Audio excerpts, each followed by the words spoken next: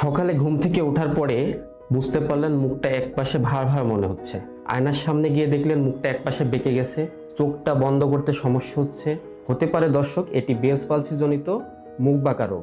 আজকের ভিডিওতে আমরা জানবো বেলস পালসি কি, বেলস পালসি কেন হয়, বেলস পালসি হলে আমরা কিভাবে বুঝবো, স্ট্রোক জনিত প্যারালাইসিস ও বেলস পালসি এর মধ্যে বেসিক পার্থক্য, বেলস পালসি আধুনিক চিকিৎসা কি, বেলস পালসি ঠিক হতে আনুমানিক কতদিন সময় লাগে এবং গুরুত্বপূর্ণ শেষ অংশে থাকবে বেলস পালসি হলে আপনারা বাসায় কিভাবে এক্সারসাইজ করবেন এবং কোন কোন বিষয়গুলো অবশ্যই আপনাকে মেনে চলতে হবে। সুপ্রিয় দর্শক, আসসালামু আলাইকুম। আমি আবু সাইম মানিক, ফিজিওথেরাপি চিকিৎসক, পেন কিউরের পক্ষ থেকে আপনাদের সবাইকে স্বাগতম জানাচ্ছি। প্রথমে আমরা জেনে নিই আসলে বেলস পালসিটা কি।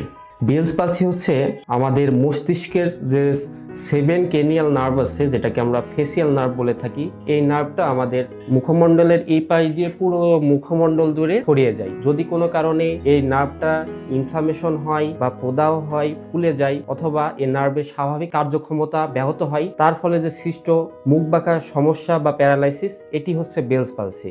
গবেষণায় দেখা গেছে বিশ্বের প্রতি 1 লাখ মানুষের মধ্যে প্রায় 10 থেকে 40 জন বেলস পালসি রোগে আক্রান্ত হয়ে থাকেন। বাংলাদেশের কিছু গবেষণাপত্রে এর আনুমানিক সংখ্যা প্রতি লাখে 20 জন। কিভাবে বুঝবেন যে একজন ব্যক্তির বেলস পালসি হয়েছে বা মুখ বাঁকা রোগ হয়েছে? আমরা অনেকেই বেলস পালসিকে স্ট্রোক জনিত প্যারালাইসিস বলে ভুল করে থাকি ও আতঙ্কিত হয়ে পড়ি, কিন্তু আসলে দুইটি সম্পূর্ণ আলাদা দুটি বিষয়। বেলস পালসির ক্ষেত্রে আপনার যে সমস্যাটা থাকবে সেটি হচ্ছে মুখটা একপাশে ঝুলে যাবে, হাসতে গেলে মুখটা একপাশে বেঁকে যাবে, চোখ বন্ধ করতে সমস্যা হবে, চোখ দিয়ে পানি পড়তে পারে, ভুরু কোঁচকাতে, কপাল ভাঁজ করতে সমস্যা হতে পারে। বেলস পালসির ক্ষেত্রে শুধু আমাদের মুখের এই সমস্যাগুলোই সাধারণত হয়ে থাকে, কিন্তু স্ট্রোকজনিত প্যারালাইসিস হলে এই মুখের সমস্যাগুলোর সাথে সাথে আমাদের অবশ্যই হাত অথবা পায়ের যে কোনো অংশে দুর্বলতা তথা প্যারালাইসিস সমস্যা দেখা দিবে। এখন প্রশ্ন আসতে পারে, বেলস পালসি তাহলে কি কারণে হয়?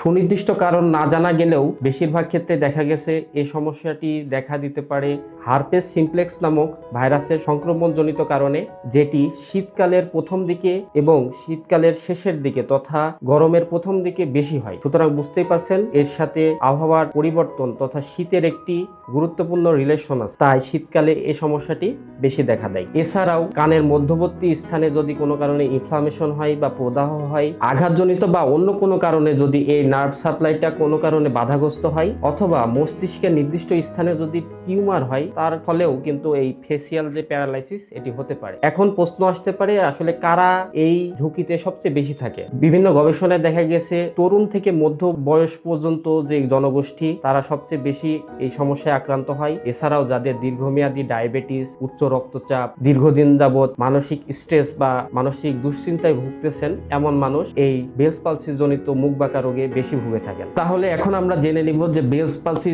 হলে এর চিকিৎসাটা আসলে কি। এই চিকিৎসাকে আমরা সাধারণত 3টা অংশে ভাগ করতে পারি। একটি হচ্ছে মেডিকেশন, 2 হচ্ছে ফিজিওথেরাপি, 3 হচ্ছে লাইফস্টাইল মডিফিকেশন। মেডিকেশনের ভিতরে আপনার ডক্টর বা চিকিৎসক আপনাকে যেই কারণে আপনার প্রবলেমটি হচ্ছে তা আইডেন্টিফাই করে সেই অনুযায়ী মেডিকেশন দিয়ে থাকবেন। বিশেষ করে আপনার যদি ভাইরাস জনিত সংক্রমণের জন্য এটি হয় তাহলে অ্যান্টিভাইরাল ড্রাগ তিনি সাজেস্ট করবেন। সাধারণ ফ্লু এর জন্য হয় তাহলে কর্টিকোস্টেরয়েড জাতীয় ঔষধ সাময়িক সময়ের জন্য সাজেস্ট করে থাকবেন। এছাড়াও চোখের সমস্যার সমাধানের জন্য আইডপ তারা সাজেশন দিয়ে থাকে। দ্বিতীয় যে চিকিৎসা পদ্ধতিটি সেটি হচ্ছে ফিজিওথেরাপি। ফিজিওথেরাপি বেলস পালসি চিকিৎসার একটি গুরুত্বপূর্ণ অংশ। বিশেষ করে প্রদাহ কমানো, নার্ভের যে সেন্সিটিভিটিটা লস হয়েছে তাকে পুনরায় ফিরিয়ে আনা এবং মাংসপেশির যে দুর্বলতা বা দুর্বল মাংসপেশিকে শক্তিশালী করতে ফিজিওথেরাপি এক্ষেত্রে গুরুত্বপূর্ণ ভূমিকা পালন করে। ফিজিওথেরাপির ভিতরে আমরা 2টি অংশে ট্রিটমেন্ট দিয়ে থাকি। একটি হচ্ছে ম্যানুয়াল এক্সারসাইজ প্রোগ্রাম, দ্বিতীয় যে ধাপ সেটি হচ্ছে ইলেকট্রোমেডিসিন। ইলেকট্রোমেডিসিনের ভিতরে যে আমরা ট্রিটমেন্টগুলো দিয়ে থাকি, প্রথমে আমরা হচ্ছে নার্ভের সেন্সিটিভিটিটা উন্নত করতে কিছু ট্রিটমেন্ট দিয়ে থাকি। তার ভিতরে অন্যতম হচ্ছে topical stimulation, neuromuscular electrical nerve stimulation, যেটাকে আমরা NEMS বলে থাকি। এছাড়াও প্রদাহ কমাতে আমরা ব্যবহার করি আল্ট্রাসাউন্ড থেরাপি এবং মাসেল স্ট্রেংথ বাড়াতে আমরা EMS ব্যবহার করে থাকি। তৃতীয় যে চিকিৎসা চিকিৎসার ধাপ সেটি হচ্ছে লাইফস্টাইল মডিফিকেশন। এক্ষেত্রে আপনার ফিজিওথেরাপি চিকিৎসক আপনাকে গুরুত্বপূর্ণ কিছু দিক নির্দেশনা দিয়ে থাকবেন, যেগুলো ফলো অবশ্যই আপনাকে করতে হবে বেটার আউটপুট পাওয়ার জন্য। প্রথমত আপনার মুখমণ্ডলকে ঠান্ডা হাওয়া থেকে আপনার পুরো মুখমণ্ডলকে সুরক্ষিত রাখতে হবে। ঠান্ডা জাতীয় সকল ধরনের খাবার ও পানীয় পান করা থেকে সম্পূর্ণরূপে বিরত থাকতে হবে। যাদের চোখের পাতা বন্ধ করতে প্রবলেম হচ্ছে, ঘুমানোর সময় অবশ্যই টেপ ব্যান্ডেজ ইউজ করে চোখটা বন্ধ রাখতে হবে এবং বাইরে বের হলে অবশ্যই সাময়িক সময়ের জন্য সানগ্লাস ব্যবহার করতে হবে। এছাড়াও আমরা যে পরামর্শ দিয়ে থাকি সেটা হচ্ছে এফেক্টেড সাইড দিয়ে যথাসম্ভব অ্যাক্টিভিটি করা, তথা আপনি যখন কোনো খাবার চিবাবেন তখন এই এফেক্টেড সাইডটা ব্যবহার করার চেষ্টা করা এবং চুইংগাম বা বাবল গাম জাতীয় যে ইয়েগুলো আছে এগুলো দ্বারা আমরা চুইমিং করতে পারি। তারপরে আপনার ফিজিওথেরাপি চিকিৎসকের পরামর্শে যে হোম এক্সারসাইজ প্রোগ্রামগুলো আছে এগুলো অবশ্যই যথাযথভাবে রেগুলারলি মেনটেন করে করতে হবে।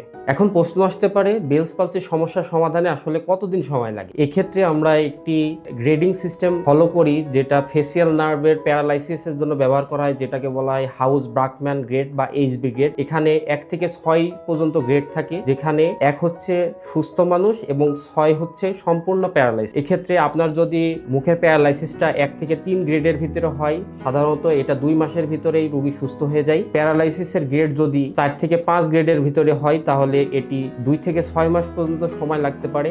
আর যদি 7ম গ্রেড তথা সম্পূর্ণরূপে প্যারালাইসিস হয়ে যায় তাহলে এটি আরো অধিক বেশি সময় লাগে এবং কোনো কোনো ক্ষেত্রে কিছু কিছু সমস্যা চিকিৎসার পরেও থেকে যেতে পারে। প্রিয় দর্শক, ভিডিওর এই অংশে আমি আপনাদেরকে বেলস পালসি জনিত মুখ বাঁকা রোগের কিছু হোম এক্সারসাইজ দেখিয়ে দিচ্ছি। ধরে নেন আপনার সমস্যাটা হয়েছে এই পাশে, তাহলে এই পাশে যদি প্যারালাইসিস হয় মুখটা এই দিকে বেঁকে যাবে, তথা দুর্বলকৃত অংশকে যে পাশটা সবল আছে সেই দিকে টেনে নিবে। তাহলে আমরা যেটা করব তার আমরা অপোজিট ডিরেকশনে এইভাবে মাসাজ করতে পারি। চোখের পাতা যদি খুলতে সমস্যা হয় তাহলে অবশ্যই আমরা চোখের এই বন্ধ করার যে মুভমেন্ট এক্সারসাইজ এটা করতে হবে। সেক্ষেত্রে আপনি যদি পুরোপুরি নাও পারেন তাহলে হাতের সাহায্যে এটা প্র্যাকটিস করতে হবে বারবার। ভুরু কুঁচকানো আর কপাল ভাঁজ করতে যদি সমস্যা আছে তারা এভাবে করতে পারেন। সেটি হচ্ছে এইদিকে মুভমেন্টগুলো করতে পারেন এইভাবে। ফরহেডে যে আমাদের মাসেল আছে এটা হালকা মাসাজ করতে পারেন। মুখের যে অংশ দিয়ে পানি বের হয়ে যাচ্ছে সেটাকে এইভাবে ধরে মুখ ফুলানো এই এক্সারসাইজটি করতে পারেন। সুপ্রিয় দর্শক, এত কিছুর পরেও আসার কথা হলো বাংলাদেশে যে বেলস পালসি রোগীগুলো আমরা সাধারণত পেয়ে থাকি তাদের বেশিরভাগেরই মুখের যে প্যারালাইসিস এটা 1 থেকে 3 গ্রেডের ভিতরে বেশি পাওয়া যায়। অর্থাৎ খুব স্বল্প সময়ে সঠিক চিকিৎসা নিলে আপনি এই সমস্যা থেকে পুরোপুরি সুস্থ হয়ে যেতে পারেন। তবে এক্ষেত্রে আমাদের দরকার যত দ্রুত সম্ভব চিকিৎসাটি শুরু করা এবং ডক্টরের পরামর্শে যে আপনাকে হোম অ্যাডভাইসগুলো দেওয়া হবে সেগুলো অবশ্যই যথাযথভাবে মেনে চলা। আজকের ভিডিও এই পর্যন্তই। আশা করি নেক্সট কোনো ভিডিওতে আপনাদের সাথে দেখা হবে। আসসালামু আলাইকুম।